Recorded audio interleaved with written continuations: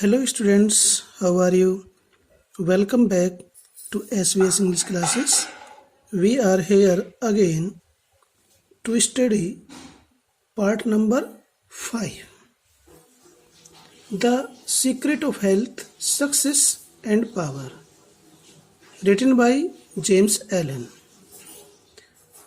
स्वास्थ्य का रहस्य, सफलता का रहस्य, शक्ति का रहस्य क्या है, इस बारे में हम सब मिल करके चर्चा कर रहे हैं। तो जेम्स एलन क्या कहते हैं? If you would acquire overcoming power you must cultivate poise and passivity.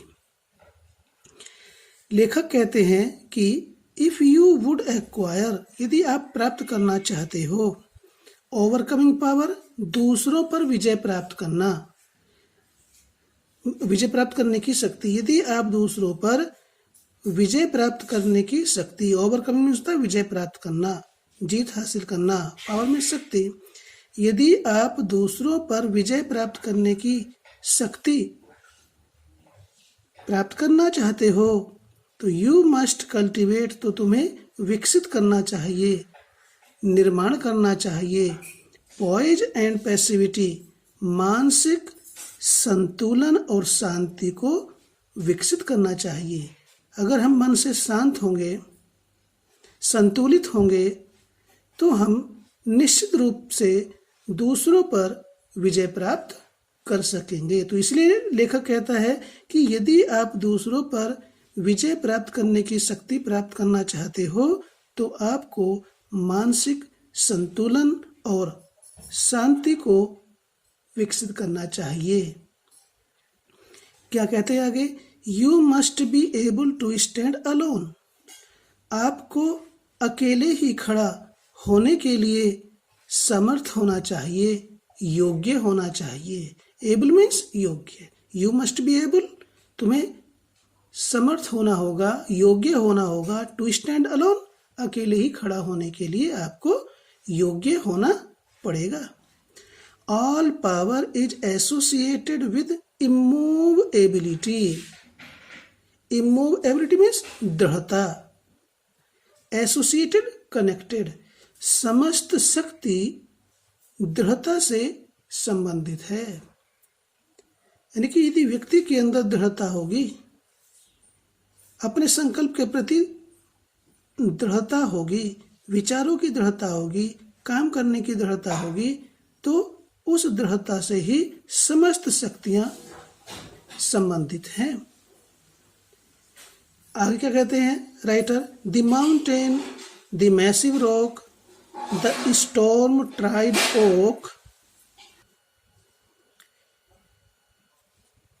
The स्टॉर्म tried oak all speak to us of power because of their combined solitary grandeur and defiant fixity।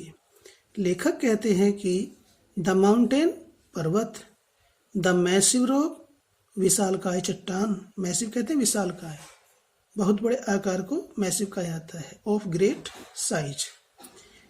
तो विशालकाय चट्टान, the storm tried okay का means है तूफान के थपेड़े खाए हुए शाहबलूत का पेड़, साल का वृक्ष। All speak to us of power, ये सब चीजें, पर्वत, विशालकाय चट्टान और दीर्घ आयु व्यतीत किए हुए साल का वृक्ष, जिसे हर एक मौसम, हर एक तूफान का अनुभव होता है, ये सब हमें शक्ति के उदाहरण प्रकट करते हैं। Because of their combined solitary Granger, अपनी एकांत वैभव और दृढ़ अडिग स्थिरता, अडिग स्थिरता के और एकांत वैभव के संयुक्त रूप से अपनी शक्ति के उदाहरण हमारे सामने प्रकट करते हैं। कौन? पर्वत, विशालकाय चट्टान और तूफानों के थपेड़े खाए हुए बलूत या साल का वृक्ष अपने एकांत वैभव और दृढ़ता के कारण हमारे सामने अनेक उदाहरण प्रस्तुत शक्ति के अनेक उदाहरण प्रस्तुत करते हैं और पावर शक्ति के अनेक उदाहरण प्रस्तुत करते हैं। इसके विपरीत कहने का तात्पर्य है लेखक का कि जो पर्वत है, विशालकाय चट्टान है और साल का वृक्ष है, ये शक्ति के प्रतीक हैं। वाइल इसके विपरीत द शिफ्टिंग सैंड, उड़ती हुई धूल, the yielding twig, yielding means bending, झुकती हुई, ट्विग मीन्स ब्रांच, झुकती हुई शाखा, एंड वेविंग रीड, लहलाता हुआ सरकंडा या हिलता डुलता सरकंडा। उड़ती हुई धूल, झुकती हुई शाखा और हिलता हुआ सरकंडा, ये सब चीज़ें speak to us of weakness, हमारे सामने कमजोरी के उदाहरण प्रकट करते हैं। जैसे धूल होती है, थोड़ी सी हवा आती है, उड़ जाती है। टहनी होती है, थोड़ी सी हवा चलती है, हिलती है, झुक जाती है। और लहलाता हुआ सरकंडा, ये सब हमारे सामने कमजोरी के उदाहरण प्रस्तुत करते हैं। स्पीक टू अस हमसे कहते हैं ऑफ वीकनेस, कमजोरी के बारे में, अर्थात कमजोरी के उदाहरण प्रस्तुत करते हैं। क्यों? Because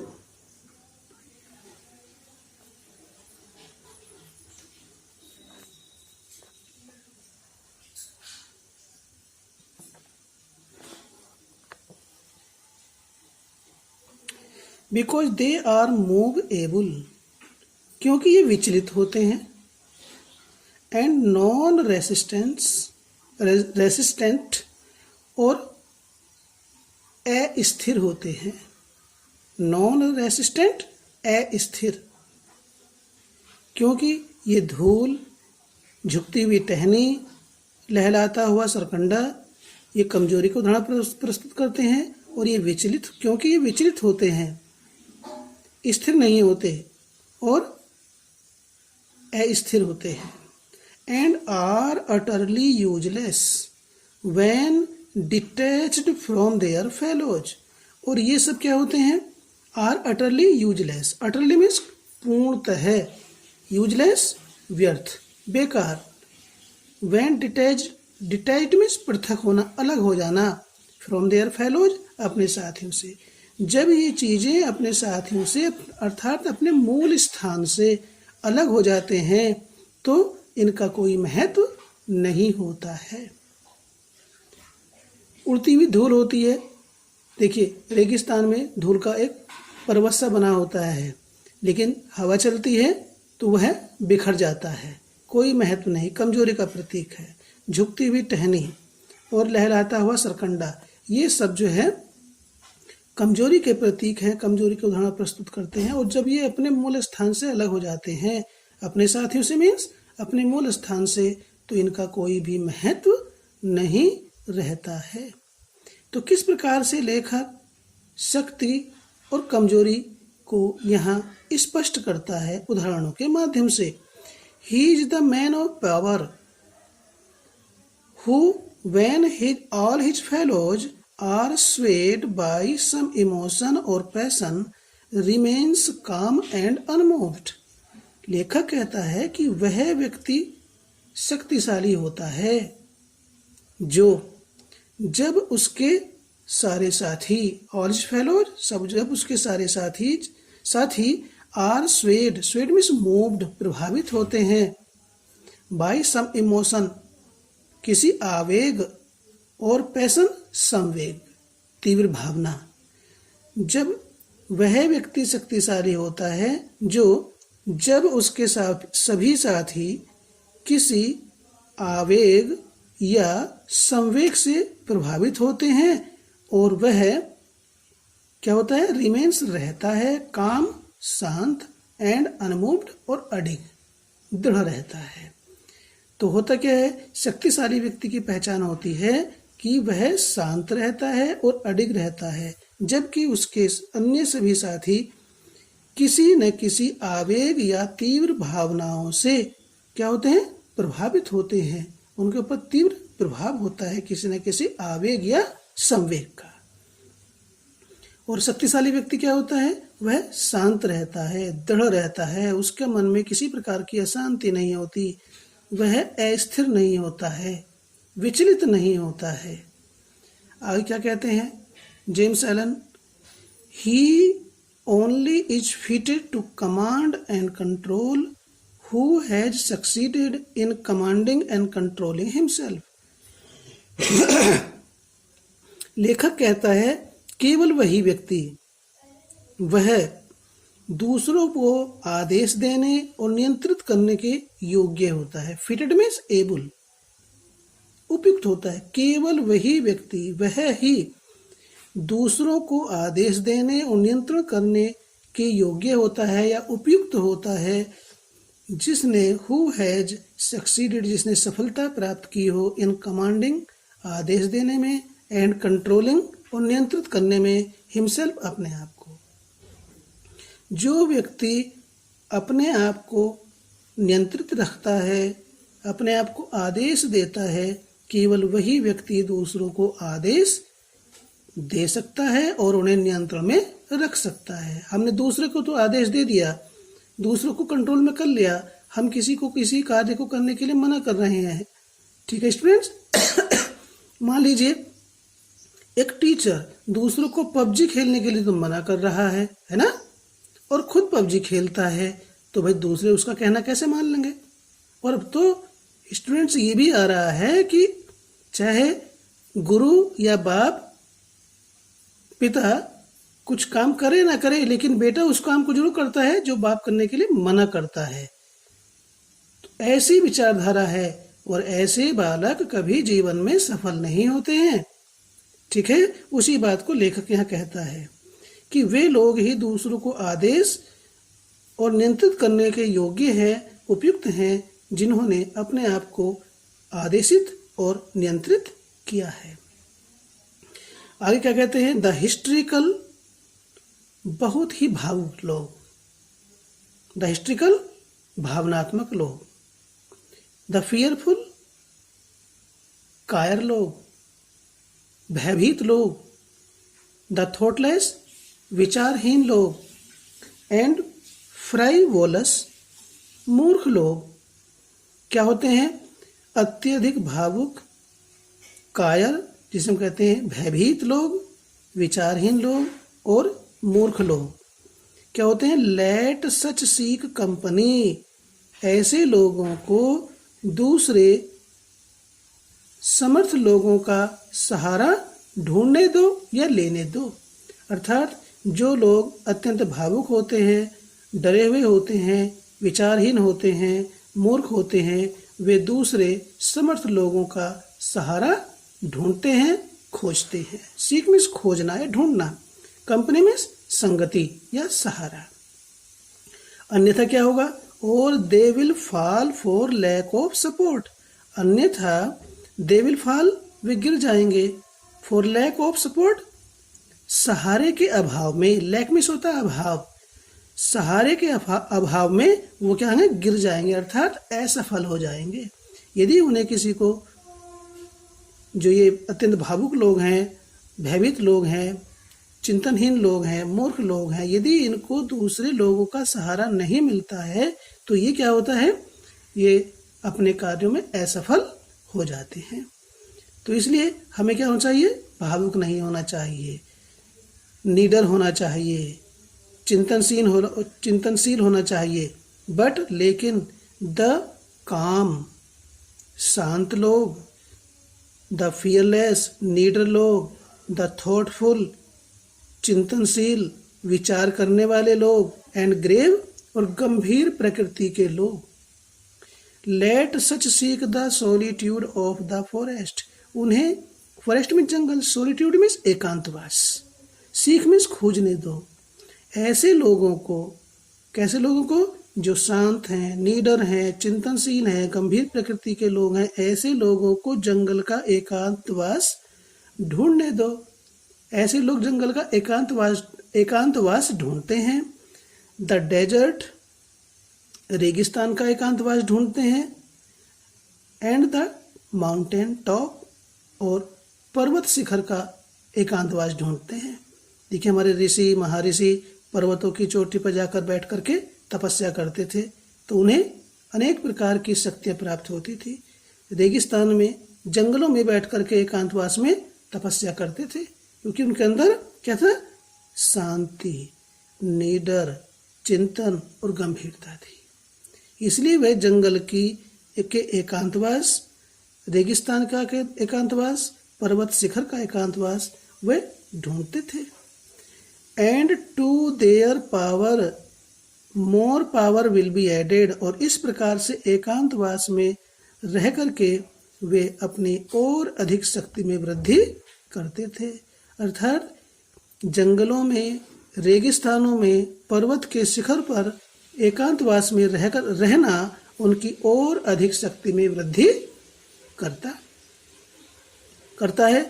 and they will more and more successfully stem the psychic currents and whirlpools which engulf mankind। क्या कहता है writer? And they will more and more successfully stem the psychic currents and whirlpool, और वे अधिकाधिक, more and more, अधिकाधिक, successfully, सफलतापूर्वक, और वे अधिकाधिक सफलतापूर्वक, स्टेम मीन्स नियंत्रित करना, कंट्रोल करना, द साइकिक करेंट्स, मानसिक विचार, psychic means mental, currents means ideas, मानसिक विचारों को, एंड वर्लपूल्स, भंवर। ठीक है, भंवर का मतलब यहाँ पर क्या है? परिस्थितियाँ, परेशानियाँ, विपरीत परिस्थितियाँ, यानी कि वे अधिक का अधिक सफलतापूर्वक मानसिक विचारों को और जो भंवर हैं, परेशानियाँ हैं, उनको नियंत्रित करता है, जो मानव को, मनुष्य को घेरे रहती हैं। एनगल्फ में सराउंड, एन सर्किल, यानी जो समस्याएं, जो परेशानियां और मानसिक विचार मानव को, मनुष्य को घेरे रहती हैं, उन मानसिक विचारों को और परेशानियों को जो लोग शांत, निडर, चिंतनशील, गंभीर प्रकृति के लोग होते हैं, वे तपस्या करके, एकांतवास में रह करके अपनी शक्ति को बढ़ा करके अधिक सफलतापूर्वक उनको नियंत्रित करते हैं। ठीक है स्टूडेंट्स, तो हमें कैसा होना चाहिए? शांत, निडर, चिंतनशील और गंभीर प्रकृति का होना चाहिए, क्योंकि ऐसे लोग ही मानसिक विचारों और परेशानियों को क्या करते हैं?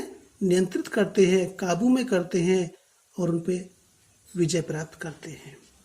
आगे क्या कहता है writer? Passion is not power, जो तीव्र भावना है वो शक्ति नहीं होती, आवेग, पैशन मीन्स आवेग, शक्ति नहीं होती है। It is the abuse of power, ये तो शक्ति का दुरुपयोग है।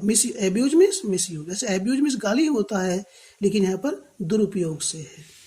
ये तो शक्ति का दुरुपयोग है। द डिस्पर्सन ऑफ पावर, शक्ति का बिखराव, अर्थात शक्ति का नष्ट होना। Passion is like a furious storm, जो पैशन है, आवेग है, संवेग है, वह क्या है? एक भयंकर तूफान के समान होता है। स्टॉर्म इज तूफान। which beats fiercely and wildly upon the embattled rock, जो तूफान बीट्स में टकराता है, फियर्सली भयंकर तरीके से, एंड वाइडली बहुत तेजी के साथ, अपॉन द एम्बैटल्ड अडिग दृढ़ चट्टान से टकराता है। यानी कि संवेग क्या है? एक भयानक तूफान की तरह है जो अडिग चट्टान, दृढ़ चट्टान पर भयानक तरीके से और अनियंत्रित तरीके से टकराता है। विल्स्ट, जबकि power is like the rock itself, जबकि शक्ति स्वयं चट्टान की तरह है। चट्टान की तरह मीन्स शक्ति खुद चट्टान की तरह अडिग और दृढ़ होती है, उसे कोई हिला नहीं सकता, उस पर किसी भी प्रकार के तूफान का, किसी भी प्रकार के आवेग का कोई असर नहीं होता है। Which remains silent and unmoved through it all, जो रिमेन्स रहता है, साइलेंट शांत, अनमूव्ड दृढ़, अडिग, थ्रू इट ऑल समस्त परिस्थितियों में। कौन रहता है शांत और अडिग? शक्ति। शक्ति सभी परिस्थितियों में, थ्रू इट ऑल सभी समस्त परिस्थितियों में शांत और अडिग रहती है। आगे क्या कहता है writer? If you have not this power, लेखक कहता है कि यदि आपके पास ये शक्ति नहीं है, शांत होने की, दृढ़ होने की शक्ति नहीं है, तो you may acquire it by practice, आप इसे अभ्यास के द्वारा प्राप्त कर सकते हैं। एक्वायर मीन्स प्राप्त करना। And the beginning of power is like wise the beginning of wisdom, लेखक कहता है कि शक्ति का आरंभ, बिगिनिंग मीन्स आरंभ या शुरुआत, और पावर शक्ति की लाइक वाइज के समान होती है। द बिगिनिंग ऑफ विजडम, बुद्धिमानी की शुरुआत के समान, यानी कि शक्ति का आरंभ ही बुद्धि का आरंभ है। हमारे अंदर शक्ति आनी शुरू हो जाती है तो बुद्धि आनी शुरू हो जाती है। यू मस्ट कमेंस, आपको कार्य आरंभ कर देना चाहिए। कमेंस मीन्स आरंभ करना। बाय ओवरकमिंग, विजय प्राप्त करके, दोज पर्पजलेस ट्रिविलिटीज, आपको उन उद्देश्य विहीन, पर्पजलेस उद्देश्य विहीन, ट्रिविलिटीज निरर्थक कार्यों को, आपको उन उद्देश्य विहीन निरर्थक कार्यों पर विजय प्राप्त करके कार्य शुरू कर देना चाहिए। टू विच, जिनके प्रति, you have hitherto been a willing victim, जिनके आप, हिदरटू मीन्स अब तक, till now, been a willing स्वेच्छा से, विक्टिम मीन्स शिकार, यानी कि आपको उन उद्देश्य विहीन मामलों को के ऊपर विजय प्राप्त करके कार्य शुरू कर देना चाहिए, जिन मामलों का आप जानबूझ करके इच्छा से अब तक शिकार रहे हो, उन पर विजय प्राप्त करके हमें कार्य को शुरू कर देना चाहिए। अर्थात जो जिनके हम जानबूझ करके गुलाम बन गए हैं, शिकार हो गए हैं, उन चीजों पर विजय उद्देश्य की नहीं है, हमें अपना कार्य आरंभ करना चाहिए। बॉयस्ट्रस एंड अनकंट्रोल्ड लाफ्टर, लेखक कहता है कि ठहाके की और अनियंत्रित हंसी, जिसे कहते हैं अशांत और अनियंत्रित हंसी, सिलेंडर मीन्स निंदा, एंड आइडल टॉक, व्यर्थ की बातें, and joking merely to raise a laugh, और हंसी लाने के लिए, केवल हंसी लाने के लिए व्यंग करना। ऑल दीज थिंग्स, ये सभी चीजें, must be put on one side, एक तरफ रख देनी चाहिए, मीन्स इनको छोड़ देना चाहिए। So much waste of valuable energy, क्योंकि ये सब क्या है, बहुमूल्य ऊर्जा का क्या है, नष्ट होना है, बर्बादी है, क्योंकि ये सब बहुमूल्य शक्ति का विनाश है।